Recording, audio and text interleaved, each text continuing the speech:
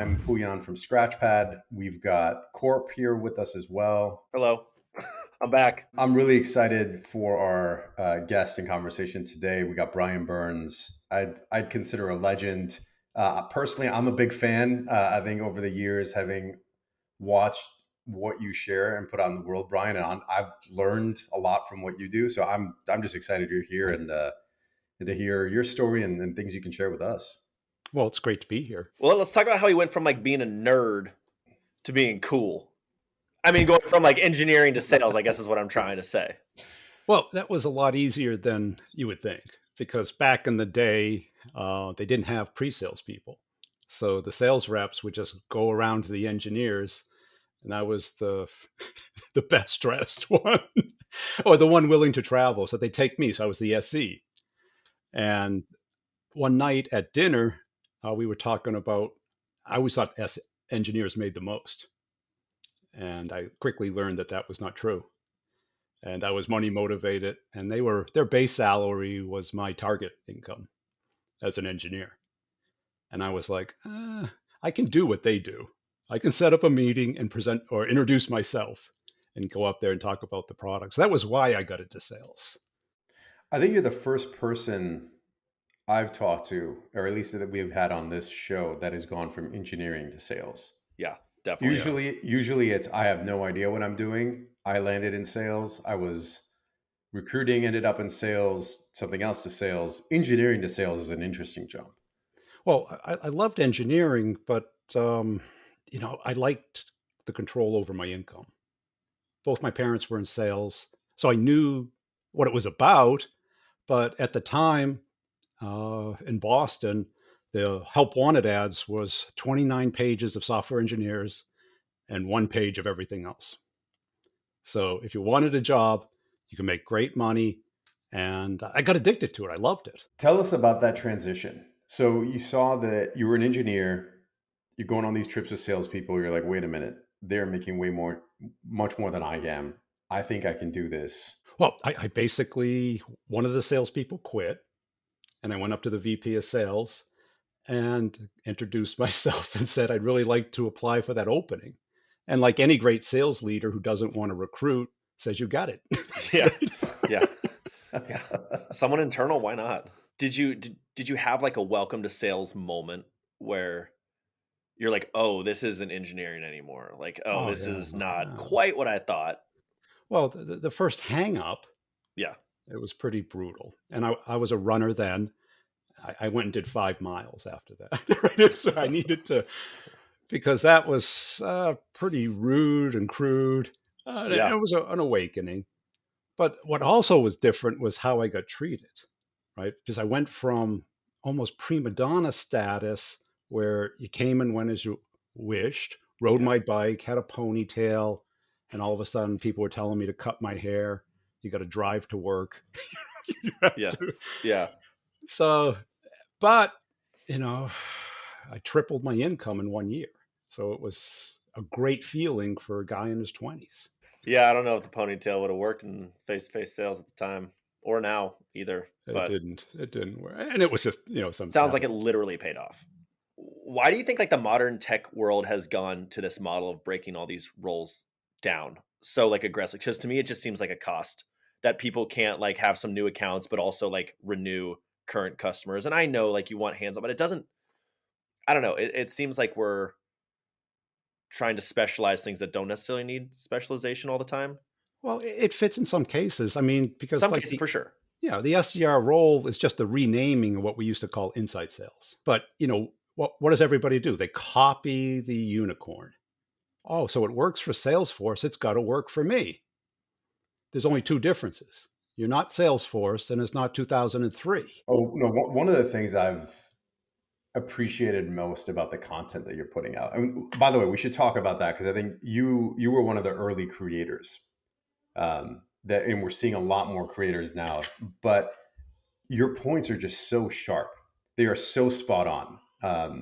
So, how did you develop that? Like, how are you creating that content based on these points that, in my opinion, I'm just like, yeah, you just hit it, you nailed it, right there, and consistently. Well, I think the key is, I don't know where I heard it, but keep it to 90 seconds or less, which forces you to keep it tight.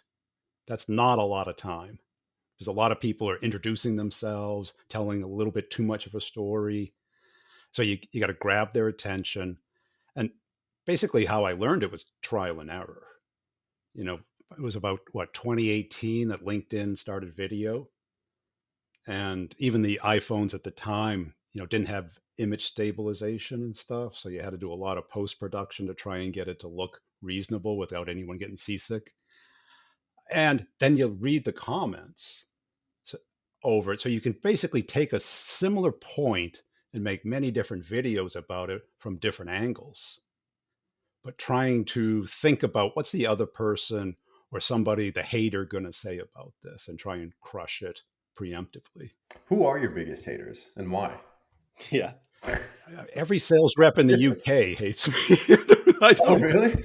Well, uh, certainly it's tamed down, but the first 2 years it was brutal. Um, just people who either they don't like how you look, they don't like how you're dressed, they don't like how you talk. Sales has this kind of almost political, religious type of tone to it, meaning that once people get their set beliefs, they don't change. And they don't want to hear anything different, but they can't really articulate what theirs is other than a little platitude. So there's a lot in there, but there's also a lot of people who want to learn how to sell. I mean, I bet you had the advantage of having been in sales before, and we could talk. I want to talk about the books you've written, the methodology you developed, and all of that. But in terms of creating content and putting it out there in the world, it is hard, right? Because the criticism is sharp, it's loud, and it's frequent. And we've talked to other folks that are new to it, and it can get personal at times, and it can hurt. Oh yeah. But how did you deal with it? The same way that first hang up, the running helps, and you can't take it personally. And if it bothers you enough, you delete and block them. But I cannot tell you it doesn't bother me. Of course it bothers me. It's ruined many a night. Many a night, man. It's ruined my But days when I open up and read something. It's like, well, today's a wash. Brian, I'm interested to hear how you made that transition in leaving sales. well, that was I think it's something that a lot of people face. At the time, it was about 10 years ago, I had, two deaths in my family within 6 months. I was on my 12th startup. I had closed the biggest deal in my career. So I had the money, and it was also at that pivot point where the CRM was becoming the focus instead of the just way to keep track of the forecast. And I had a manager, and I was originally hired by the CEO who was my previous manager. Then he brought somebody in between me and him, and that person was a CRM Nazi. And I go, as soon as I start this, I will never be able to stop it. So I never started it, never logged into Salesforce. So I was that guy, right? So it was just clear I wanted to do something else. I had a good connection at XL Partners. He hooked me up with all his portfolio companies that weren't doing well in the B2B space. And so I had a nice little revenue stream going on. And then about 5 years ago, the online training stuff became usable. And all of a sudden, I saw the potential of working with individual reps who want to become great, who are willing to invest their time and their money, and I could do it online. Because doing those 2-day workshops or 6-month stints are just brutal on you. Because I thought I was going to give up cross country travel by getting out of sales, and it doubled, right? So I was basically living on a plane going back and forth. So the online training gave me the ability to really work with the people who want to become great at sales. How much of a therapist are you to salespeople? Well, if you got to be careful with that, because everybody wants your opinion, but they really want you to be a therapist. They want you to hear them out. And it's like, I've got my job to do, right? That's When did the walk and talk start? Like when, and I want to learn more about these walks. Like, is it catharsis? Is it just like your thing? Is it like I want some exercise? Like, what kind of created the walks? the walk and talks came out of, going walking, listening to podcasts as I walk. And I had clearly had my iPhone with me because I'm listening to a podcast. And I originally held it out with my hand and I'd come up with an idea or a tip. And I originally just posted them on YouTube. But when LinkedIn came out with video support, I was getting about 5K per tip.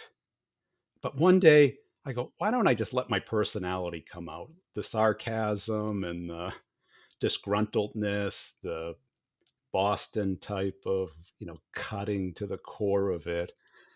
And I did it. I edited it up nice and I put it at 50,000 views because people were laughing. I was making fun of the problem that I saw out there. And I was having, so it was like this huge dopamine overdose. I was getting success with it. I liked it and it was fun. Where do you see like the future going of sales here? Like, what's going to be the big reckoning? It's going to go back to skills. I think the companies that figure it out quit copying what's worked 20 years ago and figure out the real core things that make it work for them. Because this is just a lot of mediocrity today. Because people are promoted too fast, so they don't really know what works. So they do what they know. And what they know is counting activities instead of, trying to unravel the mystery of how to sell this product. Because that's what I did as a sales rep. Where do you stand on getting paid for the results? The idea of taking reps off a commission is crazy. Then they're basically service reps. They're not sales reps. If you want people to be emotionally engaged in winning, they have to have a reason. The more I get paid, the more harder I work. It all seems like it's wired to ultimately create the churn and burn mentality. It gets diluted because the sales leader usually comes up with something good. He goes to sales ops and they go, well, that's too generous. Yeah, they might actually hit this. Right. And then we got to pay them this. Yeah. And what happens if they get a bluebird? It's like, okay, that happens. What happens if they hit a bus? Okay, good things and bad things happen. Then it goes to finance. And then finance, does all the what ifs and say, look, we can hire one more if we cut this. And then it goes down that spiral. Founders who are scared to pay their reps, like, makes no sense. It's, are you worried that they're going to crush it for you? like is that what you're worried about, that they might go out and be really successful? Like, why is that the fear? It's kind of human nature, and they have to, because they're little mammal bodies saying, I'm at a higher status than you and you're making more than me. That doesn't stick. Oh, listen, I've been beating on this drum for a while. It's something that I also see in other founders, CEOs, and I just never understood it. Uh, like I tell my team, I was like, you should be making a lot more than I am. And we actually put pretty generous accelerators in place and we commit to them. We stay to them because I see this much more as, and maybe it's just in the way that we sell or the way, like, it's a very aligned sale. It's rarely one person that's just on their own and selling. It really does take an entire team to do what we do. But it's so counterintuitive to me to not want somebody to succeed. It's like why you hired them. It's why you're building the team. And you decided to do the 50-50 split OTE with accelerators. And if they're crushing it, why on earth would you not want to reward them? And I think the other piece that it misses is creating a culture of winning. This isn't about one person that just crushed it, but then when others people see, hey, this is a place where you can be successful, that then draws other people. And I don't know. I'll be honest. Maybe I'm missing something. I don't get it though. Oh, is there any better recruitment tool for salespeople than one rep who just blows it out? And is happy, right? Like not only making money, but it's like I'm making money and I'm happy. Yeah.